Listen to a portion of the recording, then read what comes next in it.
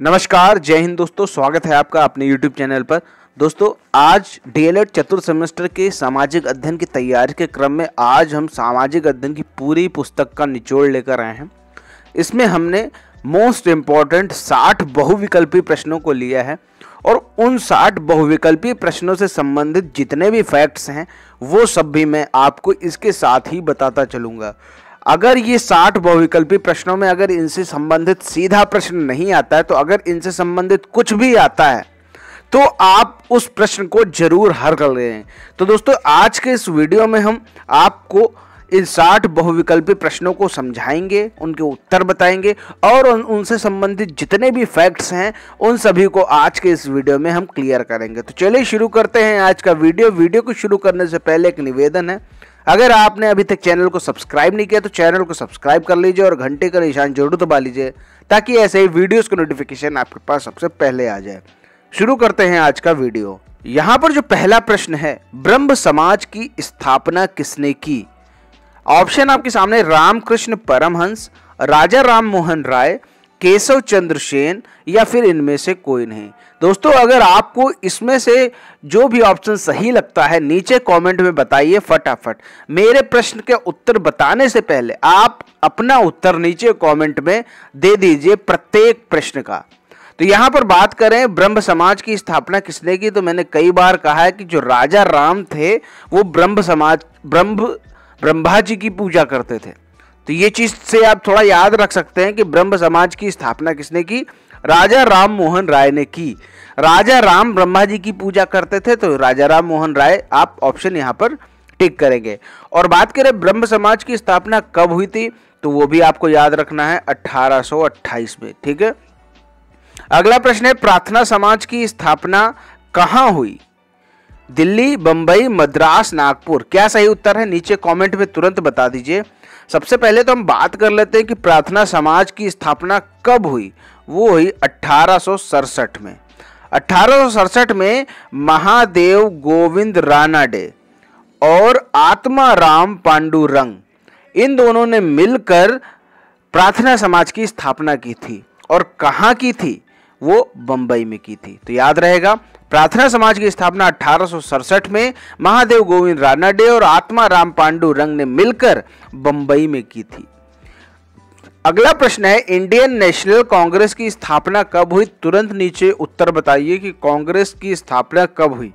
Option आपके सामने 1886, 1888, 1889 या फिर 1885।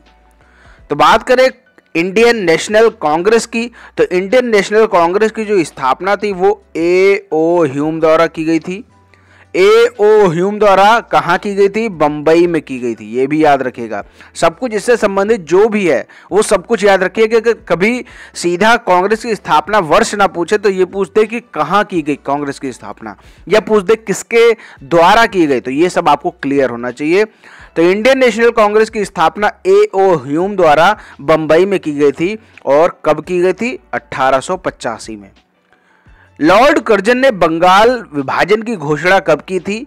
तो बंगाल विभाजन की घोषणा, यहाँ पर 4 ऑप्शन आपके सामने हैं। जो भी ऑप्शन सही है नीचे कमेंट में बता दीजिए। 1908, 1905, 1906, 1907। बात करें बंगाल विभाजन की, बंगाल विभाजन किया किसने? लॉर्ड कर्जन ने किया। और यहाँ पर एक प्रश्न और उठता है कि बंगाल विभाजन से पहले बंगाल में कितने प्रांत शामिल थे? तो 3 तरह के मुख्य प्रांत शामिल थे। एक तो बंगाल था, दूसरा था आपका बिहार, ठीक है, और तीसरा था आपका उड़ीसा। ठीक है। कभी कभी ये भी पूछ देता है कि बंगाल में कितने प्रांत शामिल थे, तो बिहार, बंगाल, उड़ीसा, ये 3 प्रमुख थे। और 16 अक्टूबर 1905 को बंगाल विभाजन की घोषणा कर दी गई थी लॉर्ड कर्जन के द्वारा। तो यहाँ पर जो सही उत्तर होगा 1905। स्वराज दल की स्थापना कहाँ हुई थी? अगला प्रश्न है। तो स्वराज दल की स्थापना कहाँ हुई? दिल्ली, इलाहाबाद, आगरा या फिर इनमें से कोई नहीं। तो जो भी ऑप्शन सही है नीचे कमेंट में बता दीजिए। तो स्वराज दल की स्थापना कहाँ हुई? तो सबसे पहले हम यहाँ समझ लेते हैं कि स्वराज दल की स्थापना कब हुई। तो वो हुई थी 1923 में। अब यहाँ पर बात ये भी उठती है कि किसके किसके द्वारा की गई। तो चित्तरंजन दास और मोतीलाल नेहरू के द्वारा इसकी स्थापना की गई थी स्वराज दल की। और स्वराज दल की स्थापना कहाँ की गई थी, तो वो इलाहाबाद में की गई थी। तीनों चीज़ें यहाँ पर क्लियर हो गई कि स्वराज दल की स्थापना कब की गई, 1923 में। स्वराज दल की स्थापना किसके द्वारा की गई, चित्तरंजन दास और मोतीलाल नेहरू के द्वारा। और कहाँ की गई, इलाहाबाद में की गई। अगला यहाँ पर प्रश्न है, भारत छोड़ो आंदोलन चलाया गया था, कब चलाया गया था, 1946 में, 1939 में, 1942 में या फिर 1930 में। तो भारत छोड़ो आंदोलन महात्मा गांधी जी के द्वारा चलाया गया था। किसके खिलाफ चलाया गया था, अंग्रेजों के खिलाफ चलाया गया था। और कब चलाया गया था, वो चलाया गया था 1942 में। और यहाँ पर यह भी प्रश्न उठता कि भारत छोड़ो आंदोलन की शुरुआत कहाँ से की गई थी, तो भारत छोड़ो आंदोलन की शुरुआत बंबई से की गई थी, याद रहेगा। प्रथम गोलमेज सम्मेलन प्रारंभ हुआ, इसका जो सही उत्तर है नीचे कमेंट में बताइए। 1929 में, 1930 में, 1931 में, 1932 में। दोस्तों, जो प्रथम गोलमेज सम्मेलन ये 12 नवंबर 1930 को स्टार्ट हुआ था। कब स्टार्ट हुआ, 12 नवंबर 1930 को। कहाँ पर हुआ, ये भी इंपॉर्टेंट है, ये लंदन में हुआ था। और बात करें कि प्रथम गोलमेज सम्मेलन में गांधी जी ने भाग लिया था या नहीं, ये बहुत ज़्यादा प्रश्न पूछा जाता है। तो 1930 के दौरान देश में सविनय अवज्ञा आंदोलन चल रहा था, इसलिए गांधी जी वहां व्यस्त थे, इसलिए वो प्रथम गोलमेज सम्मेलन में भाग नहीं ले पाए। आगे बढ़ते हैं, अगला प्रश्न देखते हैं। 1929 ईस्वी में कांग्रेस के लाहौर अधिवेशन की अध्यक्षता किसने की, गोपाल कृष्ण गोखले, लाला लाजपत राय, पंडित जवाहरलाल नेहरू, महात्मा गांधी। तो यहां पर क्या ऑप्शन सही है, नीचे कमेंट में बताएं। 1929 में कांग्रेस का लाहौर अधिवेशन हुआ था। तो यहां पर आपको बताना है अध्यक्ष कौन था उस अधिवेशन का। तो सबसे पहले हम बात कर लेते हैं कि जो 1929 का जो लाहौर अधिवेशन हुआ था, उसमें प्रमुख मांग या प्रमुख बात क्या रखी गई थी या प्रमुख घोषणा क्या की गई थी। तो जो 1929 का लाहौर कांग्रेस अधिवेशन था, वहां पर यह घोषणा की गई थी कि 26 जनवरी 1930 को प्रथम स्वतंत्रता दिवस मनाया जाए। एक प्रमुख घोषणा ये की थी। तो यहां पर सीधा प्रश्न ये उठता है कि पहली बार स्वतंत्रता दिवस की घोषणा कब की गई या किस दिन मनाने के लिए उसकी घोषणा की गई, तो वो थी 26 जनवरी 1930 को स्वतंत्रता दिवस मनाने की घोषणा की गई थी। अब बात करें कि 1929 के कांग्रेस लाहौर अधिवेशन की अध्यक्षता किसने की, तो पंडित जवाहरलाल नेहरू ने की। ये चीज आपको क्लियर हो जानी चाहिए। महात्मा गांधी की मृत्यु कब हुई, सब लोग जानते हैं, 1947 में, 1948, 1949, 1950। तो गांधी जी की जो मृत्यु वो कब हुई थी, आपको मालूम है कि नाथूराम गोडसे ने उनको गोली मारकर हत्या कर दी थी। और उनकी जो मृत्यु हुई थी 30 जनवरी 1948 को, याद रहेगा, 30 जनवरी 1948 को गांधी जी की मृत्यु हुई थी। अगला प्रश्न यहाँ पर है, भारत को स्वतंत्रता प्राप्त कब हुई, कमेंट में इसका उत्तर बताइए। इसका उत्तर मैं नहीं बता रहा। 15 अगस्त 1947 को, 15 अगस्त 1948 को, 15 अगस्त 1946 को या फिर 15 अगस्त 1945 को। तो भारत को स्वतंत्रता कब प्राप्त हुई, इसका उत्तर आप हमें नीचे कमेंट में बताइए, ठीक है। चलिए आगे देखते हैं। अगला जो प्रश्न यहाँ पर है, मानवीय सभ्यता के विकास में सर्वाधिक महत्वपूर्ण कारक क्या माना जाता है, तापमान, जलवायु, वायुदाब या इनमें से कोई नहीं। तो अगर मानवीय सभ्यता का विकास हो रहा है तो वहां पर सर्वाधिक जो महत्वपूर्ण कारक है, या हम कह सकते हैं सर्वाधिक महत्वपूर्ण प्राकृतिक कारक है, वो है आपका जलवायु। अगला प्रश्न है, वायुमंडल की अल्पकालीन दशा क्या कहलाती है। अगर किसी क्षेत्र में वायुमंडल की कोई दशा है और वो थोड़े टाइम के लिए रहती है, फिर वो चली जाती है या खत्म हो जाती है, तो उसे हम क्या कहते हैं, जलवायु, ऋतु, मौसम या फिर उपयुक्त सभी। तो उसे हम कहते हैं मौसम। और अगर यही अल्पकालीन की जगह होता दीर्घकालीन, तो वहां पर क्या उत्तर होता, वहां पर उत्तर होता जलवायु, ठीक है। वायुमंडल की दीर्घकालीन दशा क्या कहलाती है, जलवायु। अगला प्रश्न है, जलवायु शब्द की उत्पत्ति किस शब्द से हुई, नीचे कमेंट में इसका उत्तर बताइए। देखिए, मुझे बार बार कहना ना पड़े, आप लोग अपने आप से ही प्रत्येक प्रश्न का उत्तर नीचे कमेंट में बता दीजिए, जो भी 4 ऑप्शन में से आपको सही लग रहा हो। तो जलवायु शब्द की उत्पत्ति किस शब्द से हुई है, क्लीमा, क्लाइमा, क्लीनो या फिर क्लाइनो। तो यहाँ पर आपको बताना है जो जलवायु शब्द है उसका अंग्रेजी वर्जन होता है क्लाइमेट। ठीक है, तो क्लाइमेट की उत्पत्ति किस शब्द से हुई है? तो क्लाइमेट शब्द की उत्पत्ति क्लाइमा शब्द से हुई है। अगर बात करें क्लाइमा का जो हिंदी अर्थ है या इसका हम कह सकते हैं जो इसका शाब्दिक अर्थ है उसका अर्थ है झुकाव। क्लाइमा का अर्थ होता है झुकाव या फिर ढाल, ये होता है इसका शाब्दिक अर्थ क्लाइमा का। अगला प्रश्न है जलवायु में जल शब्द का व्यापक अर्थ क्या? देखिए जलवायु जो है वो जल और वायु दो शब्दों से मिलकर बना है। तो यहां पर पूछ रहे हैं जल शब्द का क्या अर्थ है? वायुमंडलीय आर्द्रता, वर्षा, सतही जल या फिर भूमिगत जल। तो जलवायु में जल शब्द का व्यापक अर्थ है वायुमंडलीय आर्द्रता। अब यहां पर आपके मन में यह भी प्रश्न उठता होगा कि आखिर फिर वायु का क्या मतलब है? अगर जल का मतलब है वायुमंडलीय आर्द्रता तो वायु का क्या अर्थ है जलवायु शब्द में? तो वायु का अर्थ है वायुमंडल में उपस्थित गैसें। ठीक है, जो यहाँ पर जल है वो वायुमंडलीय आर्द्रता का बोध कराता है और वायु जो है वो वायुमंडल में उपस्थित सभी गैसों का बोध कराती है। तो ये चीज आपको क्लियर हो जाना चाहिए। अगला प्रश्न है क्षेत्रफल की दृष्टि से उत्तर प्रदेश का देश में कौन सा स्थान है? प्रथम, द्वितीय, तृतीय, चतुर्थ। तो क्षेत्रफल की दृष्टि से उत्तर प्रदेश का चौथा स्थान है। पहले नंबर पर है राजस्थान, ठीक है, दूसरे नंबर पर है आपका मध्य प्रदेश, तीसरे नंबर पर है महाराष्ट्र और चौथे नंबर पर आपका है उत्तर प्रदेश। याद रहेगा, राजस्थान, मध्य प्रदेश, महाराष्ट्र, फिर उत्तर प्रदेश। लेकिन कभी कभी ये बात हो जाती है कि जनसंख्या की दृष्टि से उत्तर प्रदेश का कौन सा स्थान है? तो जनसंख्या की दृष्टि से उत्तर प्रदेश का पहला स्थान है। ये चीज़ याद रख लें। अब एक चीज़ और इससे संबंधित में बता दूं, जनसंख्या की बात होगी, अगर हम उत्तर प्रदेश को कोई देश मान लें, ध्यान से सुनिएगा बात को, अगर हम उत्तर प्रदेश को देश मान लें तो पूरे विश्व में जो उत्तर प्रदेश का स्थान होगा वो कौन सा होगा? सबसे बड़ा पॉइंट कि अगर हम उत्तर प्रदेश को कोई एक देश घोषित कर दें तो पूरे विश्व में उत्तर प्रदेश का जनसंख्या के मामले में कौन सा स्थान होगा? तो वो स्थान होगा 5वां। याद रखिएगा, उत्तर प्रदेश की जनसंख्या इतनी ज़्यादा है कि अगर हम इसको देश घोषित कर दें तो इसका पूरे विश्व में 5वां स्थान होगा। अगला प्रश्न है प्रदेश की सीमा निम्नलिखित में से किस देश को स्पर्श करती है? यानी उत्तर प्रदेश की बात हो रही तो श्रीलंका, बांग्लादेश, पाकिस्तान, नेपाल। तो उत्तर प्रदेश की जो सीमा है वो आपके नेपाल को टच करती है, यानी नेपाल को स्पर्श करती है। देखिए उत्तर प्रदेश इतना बड़ा है कि अगर हम बात करें कि उत्तरी भाग में, उत्तर प्रदेश के उत्तरी भाग में नेपाल है और उत्तराखंड है। आप चाहे तो लिख सकते हैं, जैसा मैं बोल रहा हूं आप वही सेम टू सेम लिख भी सकते हैं कि उत्तर प्रदेश के उत्तरी भाग में नेपाल और उत्तराखंड है। सीधा प्रश्न आता है कि उत्तरी भाग में कौन कौन से हैं या दक्षिणी भाग में कौन कौन से। तो ये चीज़ आपको क्लियर होनी चाहिए, तो मैं बोल के आपको बता रहा हूं, आप चाहे तो लिख सकते हैं। उत्तरी भाग में नेपाल और उत्तराखंड है,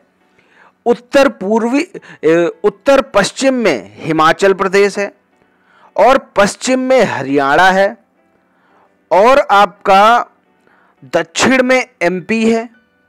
याद रहेगा, दक्षिण में एमपी है, दक्षिण पूर्व में छत्तीसगढ़ है और उत्तर प्रदेश के पूर्व में बिहार और झारखंड है। तो ये चीज़ आपको क्लियर हो गई। अगर अब भी कुछ रह गया हो तो बताइए, ठीक है। पूर्व में बिहार और झारखंड है, उत्तर में नेपाल और उत्तराखंड है, दक्षिण में मध्य प्रदेश है, पश्चिम में हरियाणा है, दक्षिण पूर्व में छत्तीसगढ़ है और उत्तर पश्चिम में हिमाचल प्रदेश है। चलिए आगे देखते हैं। अगला जो प्रश्न है, प्रदेश का कौन सा प्राकृतिक विभाग खनिज की दृष्टि से धनी है? यहां पर विभाग नहीं होना चाहिए, यहां होना चाहिए भाग। प्रदेश का कौन सा प्राकृतिक भाग खनिज की दृष्टि से धनी है? दक्षिणी पहाड़ी पठारी क्षेत्र, मैदानी क्षेत्र, भाभर व तराई क्षेत्र या फिर इनमें से कोई नहीं। तो यहाँ पर आपको पता होना चाहिए कि प्रदेश का जो दक्षिणी पहाड़ी पठारी क्षेत्र है वो खनिज की दृष्टि से धनी, यानी इस क्षेत्र में खनिज भरपूर मात्रा में पाया जाता है। अब अगर यहाँ पर यह भी प्रश्न उठ सकता है कि दक्षिणी पहाड़ी पठारी क्षेत्र में कौन कौन से उत्तर प्रदेश के जिले शामिल हैं, तो हम कह सकते हैं कि दक्षिणी पहाड़ी पठारी क्षेत्र में झांसी, जालौन, हमीरपुर, महोबा, चित्रकूट, ललितपुर, बांदा, इलाहाबाद, मिर्जापुर, चंदौली, ये जनपद दक्षिणी पहाड़ी पठारी क्षेत्र में शामिल है। अब दोस्तों ये तो मैंने बता दिया दक्षिणी पहाड़ी पठारी क्षेत्र में ये जिले शामिल हैं। दोस्तों आप कौन से जिले से हैं, नीचे हमें कमेंट करके तुरंत बताएं कि आप किस जिले में रहते हैं। ओके दोस्तों, आगे बढ़ते हैं। भारतीय चारागाह एवं चारा अनुसंधान संस्थान कहाँ स्थित है? भारतीय चारागाह एवं चारा अनुसंधान संस्थान कहाँ है? झांसी, मुरादाबाद, लखनऊ, गोरखपुर। तो भारतीय चारागाह एवं चारा अनुसंधान संस्थान झांसी में है। अब बात करें प्रदेश में सहरिया जनजाति कहाँ पाई जाती है? बलिया, महाराजगंज, बस्ती, ललितपुर। तो यहाँ पर अगर बात करें सहरिया जनजाति, वो उत्तर प्रदेश के कुछ जिलों में पाई जाती है, जैसे हम कह सकते हैं बलिया, देवरिया, गाजीपुर, वाराणसी, सोनभद्र। इन जिलों में सहरिया जनजाति पाई जाती है। तो यहाँ पर ऑप्शन आपके सामने बलिया। देखिए कभी कभी बलिया नहीं मिलेगा, तो आपको ये पांचों याद होने चाहिए: बलिया, देवरिया, गाजीपुर, वाराणसी, सोनभद्र। आगे बढ़ते हैं। अगला प्रश्न है, वैश्विक गांव शब्द के जनक कौन थे? वैश्विक गांव शब्द के जनक कौन थे? आपके सामने चार ऑप्शन है: Marshall McLuhan, Brown, Jagdish Bhagwati या फिर अमर्त्य सेन। तो यहाँ पर जो भी सही ऑप्शन है आप यहाँ पर हमें बताएं। तो वैश्विक गांव शब्द के जनक हैं मार्शल मैकलुहान। ठीक है। अगला प्रश्न है, भारत में भूमंडलीकरण का आरंभ माना जा सकता है 1999, 1991, 2001, 2010। तो यहाँ पर भारत में भूमंडलीकरण का आरंभ माना जाता है 1991 में। आगे बढ़ते हैं। अगला प्रश्न है, भूमंडलीय सूचकांक मापन मानक है, यानी भूमंडलीकरण को मापने का मानक क्या है? सामाजिक, आर्थिक, राजनैतिक या सभी? तो इसका जो सही उत्तर होगा वो होगा सभी। निम्नलिखित संस्थाओं में कौन सामाजिक आर्थिक भूमंडलीकरण से उत्पन्न अधिकारों की गारंटी प्रदान करते हैं? ऑप्शन आपके सामने: IMF, संयुक्त राष्ट्र संघ, विश्व बैंक या फिर ये सभी। तो जहां पर सामाजिक आर्थिक भूमंडलीकरण से उत्पन्न अधिकारों की बात आएगी, इन सभी का नाम आएगा, ऑप्शन होगा सभी। अगला प्रश्न है, भूतत्व एवं खनिज कर्म निदेशालय की प्रदेश में स्थापना कब की गई? ऑप्शन है 1945, 1955, 1965 या फिर 1985।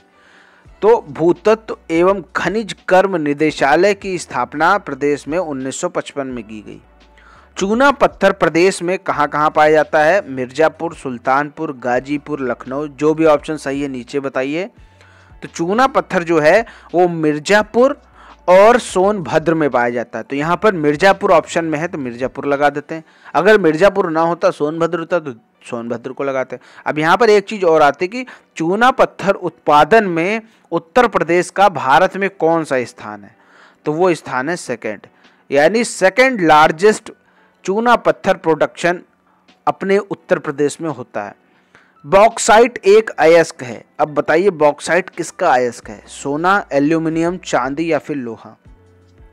बॉक्साइट जो है वो एल्यूमिनियम का अयस्क है। और जो बॉक्साइट है वो सबसे ज़्यादा कहाँ कहाँ निकाली जाती है? वो है बांदा और चंदौली, दो जगह बॉक्साइट सबसे ज़्यादा निकाली जाती है। और बात करें कि जो बॉक्साइट है उसको एल्यूमिनियम बनाने का काम कहाँ होता है? तो सोनभद्र में होता है इसका काम। याद रहेगा, सोनभद्र में एक कंपनी है हिंडाल्को। ठीक है, हिंडाल्को कंपनी बॉक्साइट से एल्यूमिनियम बनाती है सोनभद्र में। अगला प्रश्न यहाँ पर है, प्रदेश में यूरेनियम का भंडार कहाँ है? मुजफ्फरनगर, रामपुर, ललितपुर या फिर गोरखपुर? तो यूरेनियम की जब बात आएगी तो हमेशा टिक लगेगा ललितपुर पर। पारीछा ताप विद्युत गृह कहाँ है? अलीगढ़, मिर्जापुर, कानपुर या फिर झांसी? तो पारीछा ताप विद्युत गृह झांसी में है। अगला प्रश्न है, उत्तर प्रदेश को कितने जलवायु प्रदेशों में विभाजित किया गया है? 32, 24, 18 या फिर 9? अगर पूछे कृषि जलवायु प्रदेश, उत्तर प्रदेश को कितने कृषि जलवायु प्रदेश में डिवाइड किया गया है? तो 9 कृषि जलवायु प्रदेश में डिवाइड किया गया है। यहीं पर एक और प्रश्न कभी कभी पूछा जाता है कि उत्तर प्रदेश को कितने मृदा समूह क्षेत्रों में डिवाइड किया गया है? तो ये आप लिख सकते हैं कि उत्तर प्रदेश को 8 मृदा समूह क्षेत्रों में डिवाइड किया गया। ये भी इंपॉर्टेंट क्वेश्चन। प्रदेश की सर्वाधिक महत्वपूर्ण नकदी फसल कौन सी है? तो गन्ना, आलू, चना, चावल। तो प्रदेश की सर्वाधिक महत्वपूर्ण नकदी जो फसल है वो है गन्ना। पूरे देश का 38% गन्ना हमारे उत्तर प्रदेश में उगाया जाता है, याद रखिएगा। सीधा प्रश्न आता है कि पूरे देश का कितने प्रतिशत गन्ना का उत्पादन उत्तर प्रदेश में होता है? तो 38%। अगला प्रश्न है, प्रदेश में किसे नवाब ब्रांड नाम देकर प्रचारित किया जा रहा है? नवाब ब्रांड किसको प्रचारित किया जा रहा है? अमरूद, गन्ना, आम, लीची। तो जो आम है उसका एक ब्रांड है नवाब। ठीक है। अब यहां पर एक और प्रश्न उठता है कि जैसे कुछ आम की प्रजातियां होती हैं, उनसे संबंधित जिले पूछ लिए जाते हैं। आपसे पूछ देगा कि मलिहाबादी दशहरी कहाँ की है? तो आपको मालूम होना चाहिए जो आम की प्रजाति है महिलाबादी दशहरी, वो लखनऊ की है। कभी पूछ दे कि सफेदा और चौसा सर्वाधिक कहाँ होता है? तो सफेदा और चौसा ये भी आम की एक प्रजाति है, ये सबसे ज्यादा सहारनपुर में होता है। अब एक आपने कभी सुना होगा रटौल। ठीक है, जो मेरठ साइड के लोग हैं वो जानते होंगे रटौल। मेरठ और बागपत में रटौल नाम की आम की प्रजाति खूब है। लंगड़ा, लंगड़ा कहाँ सबसे ज्यादा उत्पादन होता है? जो आम की एक प्रजाति होती है लंगड़ा, इसका सर्वाधिक उत्पादन बनारस यानी वाराणसी में होता है। तो ये चीज आपको क्लियर होनी चाहिए। अगला प्रश्न है, केंद्रीय उपोष्ण बागवानी संस्थान कहाँ स्थित है? तो केंद्रीय उपोष्ण बागवानी संस्थान ये रहमान खेड़ा लखनऊ में स्थित है। अब यहां पर एक और प्रश्न उठता है कि आम औद्योगिक प्रयोग एवं प्रशिक्षण केंद्र, ध्यान से सुनिएगा, आम औद्योगिक प्रयोग एवं प्रशिक्षण केंद्र कहाँ है? तो वो भी लखनऊ में, याद रहेगा। ये दोनों याद कर लीजिए, दोनों कनेक्ट करते हैं क्योंकि दोनों लखनऊ में है। अगला प्रश्न है, क्षेत्रफल की दृष्टि से विश्व में भारत का कौन सा स्थान है? 5वां, 7वां, 10वां, 12वां? तो क्षेत्रफल की दृष्टि से विश्व में भारत का 7वां स्थान है। अब बात करें भारत से ऊपर कौन कौन से हैं?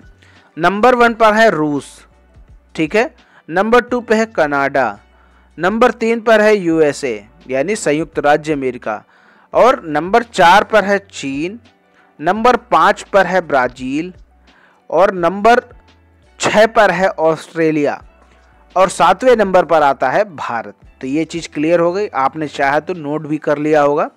अब बात करें भारत कौन से महाद्वीप में आता है? तो भारत आता है एशिया महाद्वीप में। बात करें कि भारत का जो क्षेत्रफल है वो कितना है? वो है 32,87,263 वर्ग किलोमीटर। 32,87,263 वर्ग किलोमीटर ये भारत का क्षेत्रफल है। अगला है, भारत को कितने प्राकृतिक भागों में विभक्त किया गया है? तो भारत को यहाँ पर ऑप्शन आपके सामने 4, 10, 12, 15।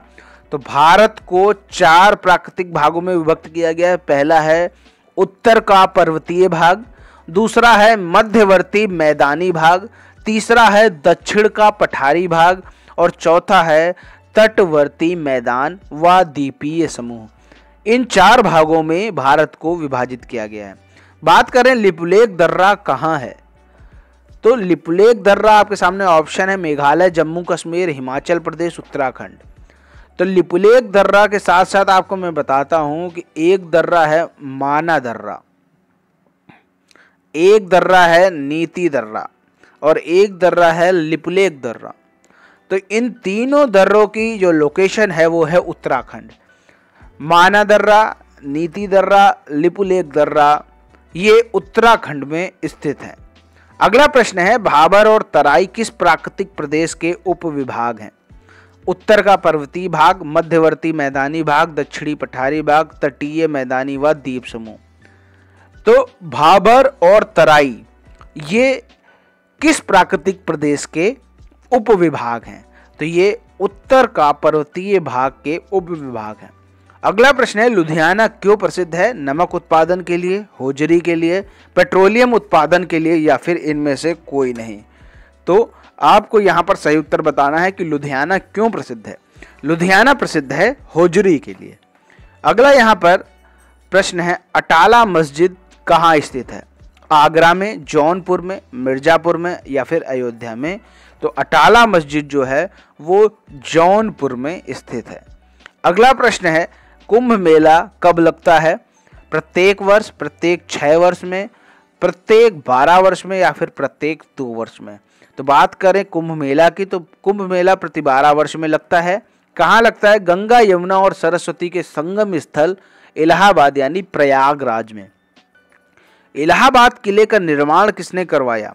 शाहजहां ने, अकबर ने, जहांगीर ने, या फिर औरंगजेब ने? तो इलाहाबाद किले का निर्माण 1583 में हुआ, अकबर ने कराया। ठीक है, याद रहेगा। आगे बढ़ते हैं, संयुक्त राष्ट्र संघ की स्थापना कब हुई? तो संयुक्त राष्ट्र संघ की स्थापना आपको बहुत बार बता चुका हूं कि 24 अक्टूबर 1945 में हुई। कहाँ हुई? न्यूयॉर्क में हुई। कभी कभी ये भी पूछा जाता है संयुक्त राष्ट्र संघ के कितने अंग हैं? तो संयुक्त राष्ट्र संघ के 6 अंग हैं प्रमुख। आगे बढ़ते हैं, सुरक्षा परिषद के स्थायी सदस्यों की संख्या कितनी है? सुरक्षा परिषद में 2 तरह के सदस्य होते हैं, स्थायी और एक होते हैं अस्थायी। ठीक है, तो ये दोनों याद रहेगा। स्थायी सदस्य होते हैं 5 और अस्थायी सदस्य होते हैं 10। ठीक है, याद रहेगा। अब बात करें कि स्थायी सदस्य कौन कौन से हैं, तो वो आपके हैं संयुक्त राज्य अमेरिका, ब्रिटेन, फ्रांस, रूस और चीन। ठीक है, ये 5 हैं स्थायी सदस्य, और जो 10 सदस्य हैं वो बदलते रहते हैं, उनका कोई निश्चित नहीं है। अंतर्राष्ट्रीय न्यायालय कहाँ स्थित है? न्यूयॉर्क, दिल्ली, पेरिस, या फिर हेग? तो अंतर्राष्ट्रीय जो न्यायालय है वो द हेग में स्थित है, और द हेग कहाँ है? नीदरलैंड में। दोनों चीज़ें याद कर लीजिए, द हेग, और द हेग कहाँ है? नीदरलैंड में। अगला प्रश्न है, संयुक्त राष्ट्र संघ का प्रथम कार्यालय कहाँ स्थित है? नई दिल्ली, न्यूयॉर्क, जेनेवा, या फिर रोम? तो संयुक्त राष्ट्र संघ का कार्यालय न्यूयॉर्क में। निम्नलिखित में से कौन सा संयुक्त राष्ट्र संघ का अंग नहीं है? महासभा, सुरक्षा परिषद, अंतर्राष्ट्रीय न्यायालय, अंतर्राष्ट्रीय संगठन? संयुक्त राष्ट्र संघ का अंग महासभा है, सुरक्षा परिषद है, अंतर्राष्ट्रीय न्यायालय नहीं है, अंतर्राष्ट्रीय न्यायालय है, अंतर्राष्ट्रीय संगठन नहीं है। तो यहाँ पर जो सही उत्तर होगा कि संघ का अंग नहीं है, वो है अंतर्राष्ट्रीय संगठन। अगला प्रश्न है, पृथ्वी के कितने भाग पर जल है? 3/4, 1/4, 2/4, इनमें से कोई नहीं? तो आपको मालूम है 71% भाग पर जल है पृथ्वी के, तो ये हो गया आपका 3/4। अगला प्रश्न है, निम्नलिखित में से कौन सा प्रदूषण का रूप है? वायु प्रदूषण, जल प्रदूषण, भूमि प्रदूषण, उक्त सभी? फटाफट नीचे उत्तर बता दीजिए। मेरे उत्तर बताने से पहले ही आप नीचे कमेंट में बता दीजिए कि कौन सा प्रदूषण का रूप है। तो उक्त सभी, क्योंकि वायु प्रदूषण भी होता है, जल प्रदूषण भी होता है, भूमि प्रदूषण भी होता है। वायु में ऑक्सीजन की मात्रा कितनी है? तो वायु में ऑक्सीजन की मात्रा आपके सामने लिखी हुई है 78, 50, 25 या फिर 21।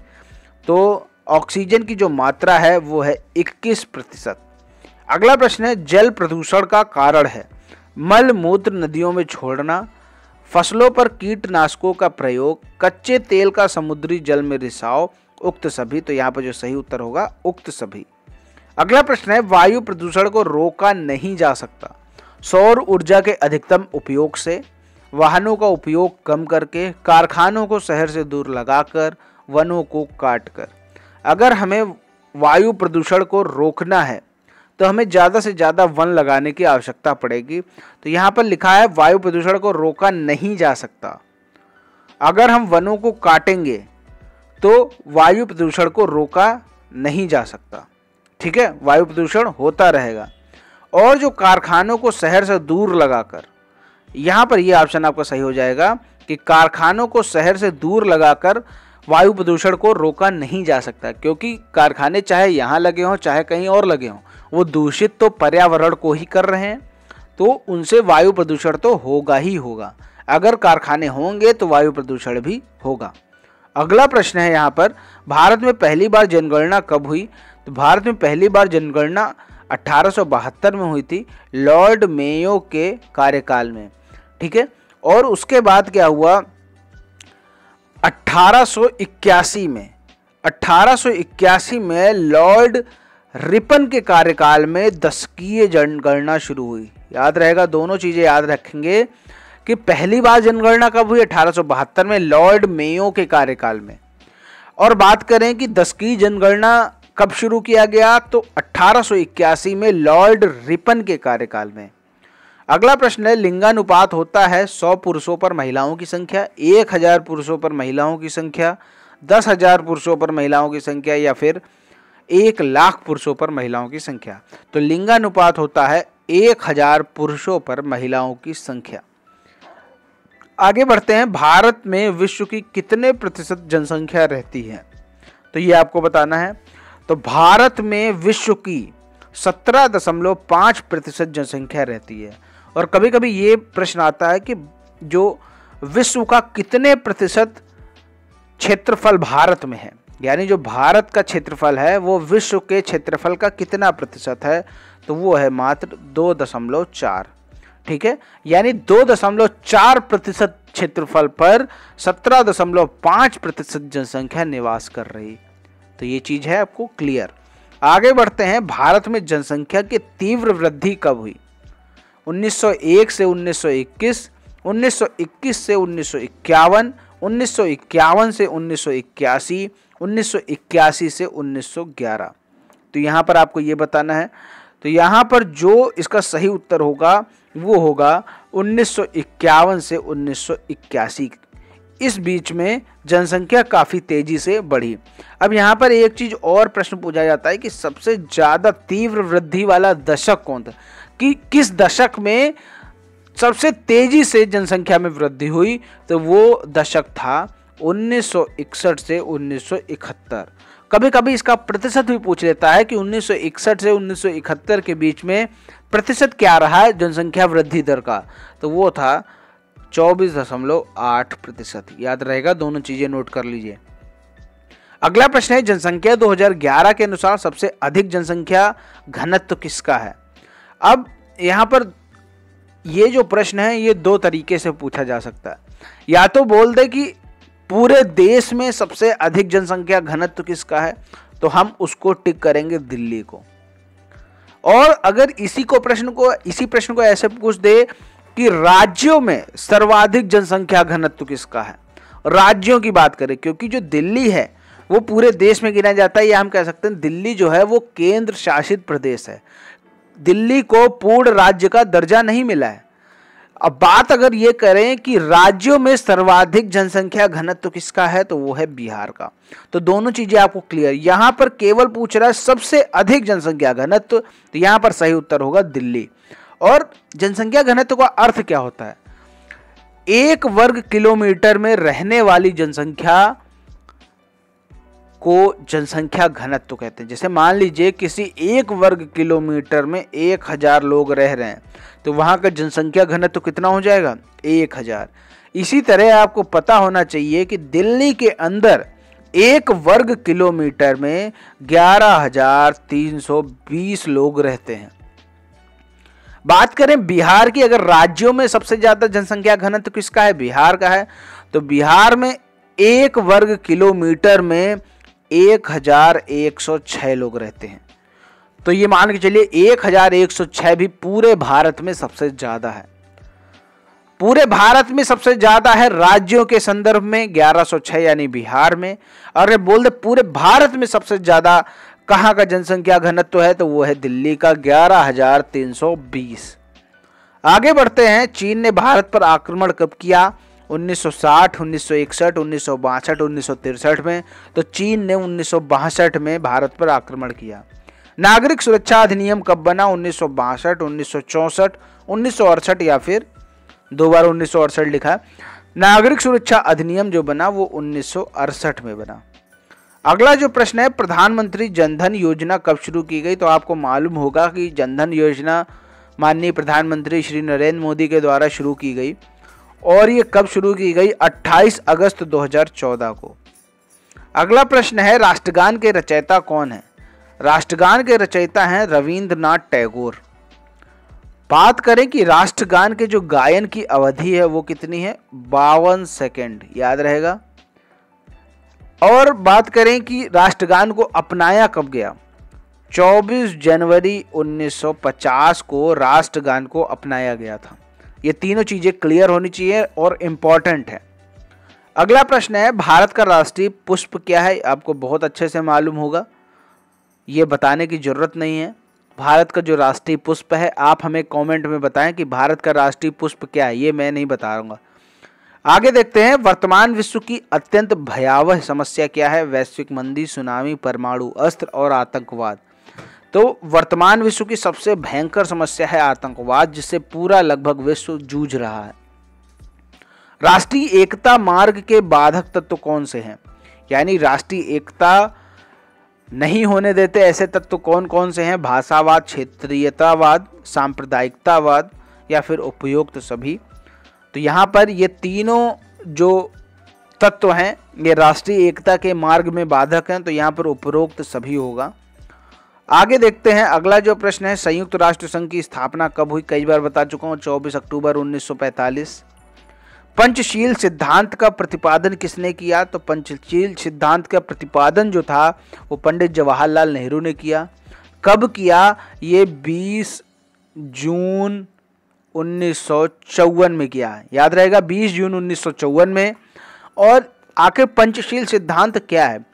जो पंचशील सिद्धांत है वो भारत की विदेश नीति का आधार है। जो हमारी आजकल विदेश नीति बनती है कि विदेश के साथ कैसे डील करना है, कैसे वहाँ के व्यापारों को डील करना है, कैसे सबको मैनेज करना है, ये पंचशील जो सिद्धांत हैं वो विदेश नीति का आधार है।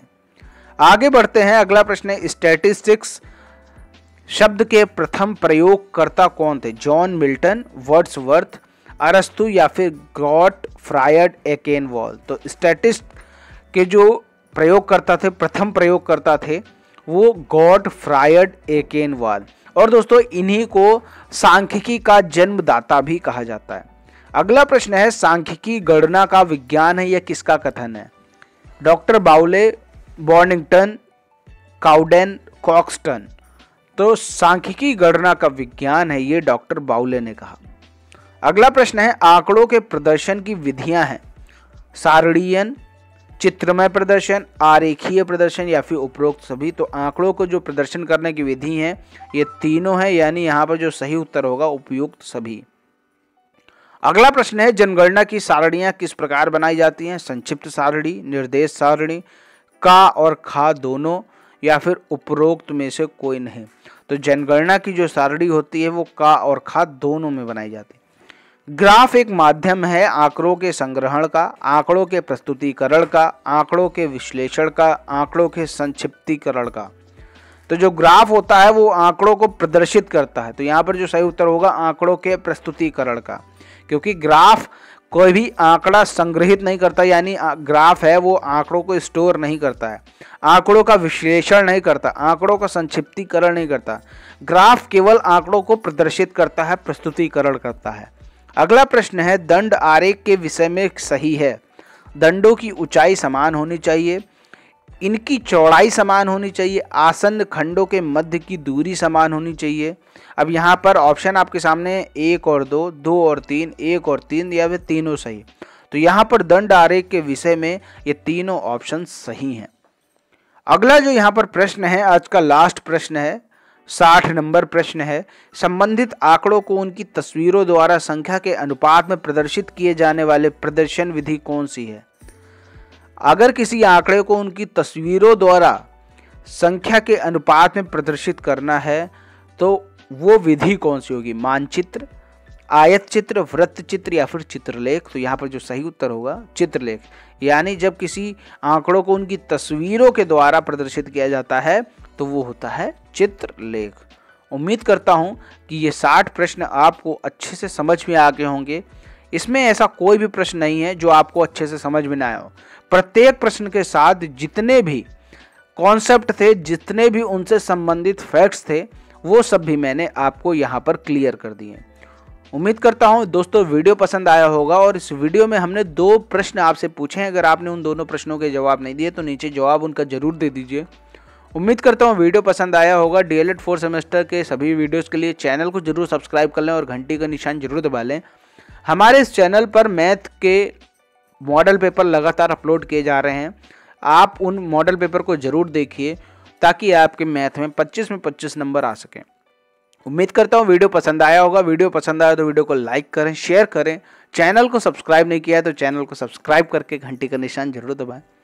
उम्मीद करता हूँ वीडियो पसंद आया होगा। मिलते हैं अगले वीडियो में, तब तक के लिए जय हिंद, जय भारत।